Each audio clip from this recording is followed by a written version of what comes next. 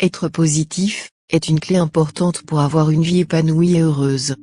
Mais trop de tout est mauvais, et il en va de même pour la positivité. Essayez de se sentir positif, peu importe ce qui peut finir par vous faire plus de mal que de bien, et plus vous comprenez les dangers de la positivité toxique, mieux vous serez. Des sentiments comme la déception, l'embarras, l'irritation, le ressentiment, la colère, la jalousie et la peur, sont en fait des moments très clairs, qui nous apprennent où nous nous retenons. Ils sont comme des messagers qui nous disent, avec une clarté terrifiante, exactement où nous sommes coincés. De nombreuses émotions servent de drapeau indiquant une opportunité pour nous d'apprendre. Nous pouvons explorer et accepter les parties de nous-mêmes.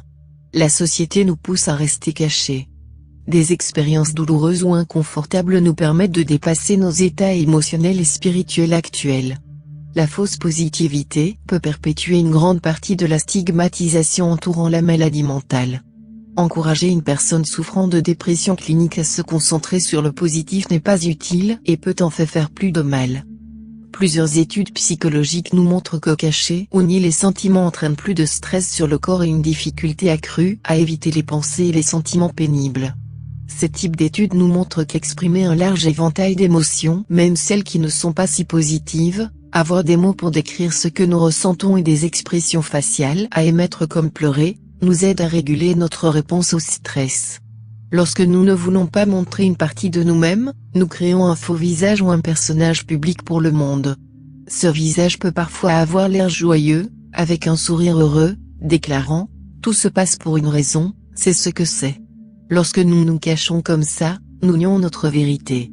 La vraie vérité est que la vie peut parfois faire mal. Si vous êtes en colère et que les sentiments de colère ne sont pas reconnus, ils sont enfouis au plus profond de notre corps. Les émotions supprimées peuvent se manifester plus tard par l'anxiété, la dépression ou même une maladie physique. Le contournement spirituel se produit lorsque vous prétendez être quelque part que vous n'êtes pas, pour éviter d'être là où vous êtes. Il n'y a rien de plus blessant pour votre âme que de faire semblant, de porter des masques ou de vous placer dans un fantasme irréaliste, afin de répondre aux normes que le monde a fixées pour vous. Faire cela mène au chagrin, car personne ne peut réellement vivre à la hauteur de cette norme tout en restant fidèle à lui-même. Vérité, dans la vie, il n'y a pas de lumière sans obscurité. Cela est vrai pour tout ce qui est réel sur Terre et dans le monde spirituel aussi. Cela inclut également tout ce qui est considéré comme divin ou conscient. Évoluer consciemment ou entrer dans un espace de guérison, d'amour ou d'ascension ne se produit qu'en abordant l'obscurité, ce que nous ne voyons pas.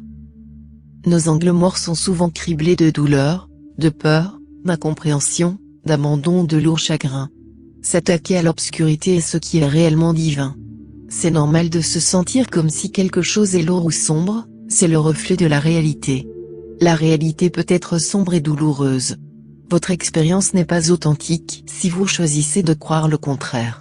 S'attaquer à l'obscurité et tenir l'espace pour l'obscurité et regarder l'obscurité est la façon dont vous devenez ce que vous êtes censé être. Faire semblant de ne pas avoir d'obscurité, c'est décider de garder les œillères. Prétendre qu'il n'y a pas d'obscurité du tout vous prive de voir des vérités plus profondes à l'intérieur et autour de vous. Cela vous permet de dormir pendant que vous restez chargé de porter la voix du monde, qui ne sera jamais le reflet fidèle de votre propre voix intérieure. Le moi de l'ombre. Ce qui se passe lorsque nous ignorons les parties de nous que nous avons peur de regarder, c'est que nous devenons esclaves de cette partie. Nous cachons un secret que nous pensons que personne ne peut voir. Ils peuvent.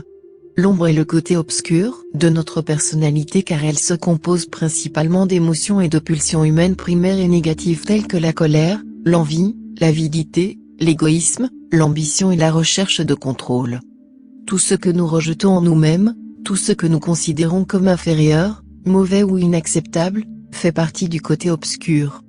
Tout ce qui est incompatible avec notre attitude consciente de préférence envers nous-mêmes est relégué à ce côté obscur. L'ombre personnelle est le moi qui est renié. Le moi d'ombre reflète les morceaux de nous que nous ne prétendons plus être les nôtres, y compris les bons attributs qui s'y trouvent. Ces parties non examinées ou négligées de notre personnalité ne vont nulle part. Bien que dans nos efforts pour les jeter, nous les refusons, nous ne nous en débarrassons pas, ils font partie de notre inconscience. Vous pouvez en quelque sorte le ressentir lorsque vous rencontrez quelqu'un d'authentique. ils sont exploités là-dedans. Ils n'ont pas peur d'être en plein désordre. D'être trop. D'avoir une gueule de bois de vulnérabilité. Ils s'en moquent vraiment, car ils reconnaissent que les ténèbres font partie de l'être humain, et ils sont d'accord pour montrer leur humanité au monde. Dans une société axée sur la mobilité ascendante continue, il n'est pas surprenant que tant de succès se fondent sur l'artifice et le manque de profondeur.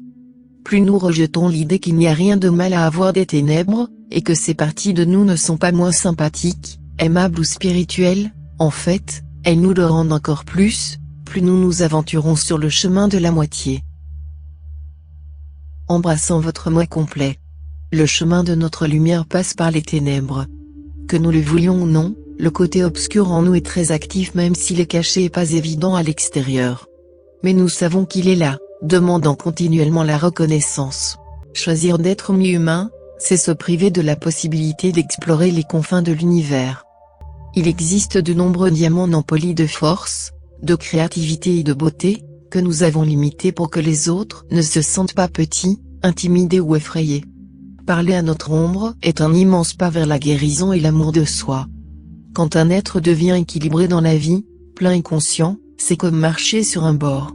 Ici, vous pouvez embrasser à la fois l'obscurité et la lumière en leur permettant d'être disponibles, présents, équilibrés et en synthèse. Ensuite, la connaissance et la sagesse peuvent être transmises pour alimenter la créativité.